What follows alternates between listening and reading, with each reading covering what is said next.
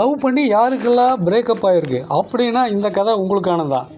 இது பூக்கி படத்தோட கதை. வாங்க கதைக்குள்ளே போகலாம். கைலாஸும் ஆலியும் 6 வருஷமாக லவ் பண்ணுறாங்க. கைலாஸ் பேச்சை ஆலியோட பேச்சை கேட்கவே மாட்டாங்க. அவங்கவுங்களுக்கு அவங்கவுங்க ஐடியா தான். அவ்வளவு ஈகோ 2 பேருக்கு. ஆனாலும் 6 வருஷமாக லவ் பண்ணிகிட்டு இருக்கிறாங்க. ஒரு சமயம் காரில் 2 பேரும் போயிட்டு இருக்கும்போது 2 பேருக்கும் வாய் தகராறு ஆயிடுது. அப்போது ஒரு கார் சைடில் இடிச்சிட்டு போயிடுது. கைலாஸ் பயங்கர டென்ஷன் ஆகி விரட்டி பிடிச்சி சண்டை போடுறான். இடையில ஆலிக்கும் கைலாஸும் தகராறாகி 2 பேர் ரோட்லேயே அடிச்சுக்கிறாங்க. இது சோசியல் மீடியாவில் அப்லோடு பண்ண அது பெரிய வைரலாகி 2 பேர்த்துக்கும் ரொம்ப அவமானமாக போயிடுது. 2 பேரும் பிரிஞ்சிடுறாங்க.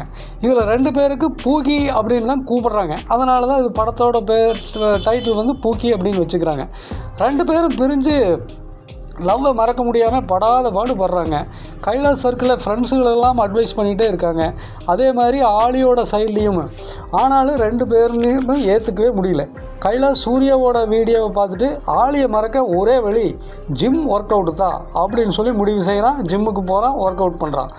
ஆலி என்ன பண்ணுறான்னா மொபைல் வீடியோவை பார்த்துட்டு லவ்வை மறக்கணும்னா ஒரு ஆசிரமத்தில் ஜாயின் பண்ணி மெடிடேஷன் பண்ணணும் அப்படின்னு சொல்லி ஒரு ஆசிரமத்தில் ஜாயின் பண்ணுறாங்க.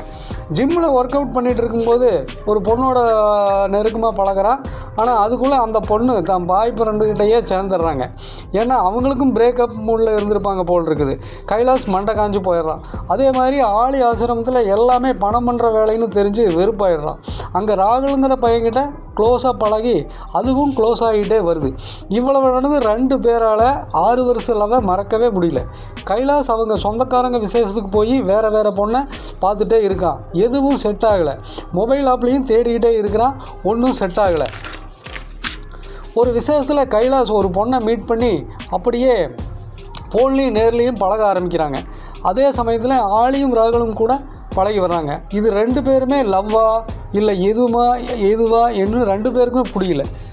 கடைசியாக ஆலி கைலாஸோட மீட் பண்ணி ப்ராப்பராக பிரேக்கப் சொல்லிடலாம் அப்படின்னு சொல்லி 2 பேருமே முடிவு பண்ணுறாங்க. அப்படி மீட் பண்ணும்போது 2 பேருக்கு அந்த பழைய லவ்வெல்லாம் நினைவுக்கு வருது.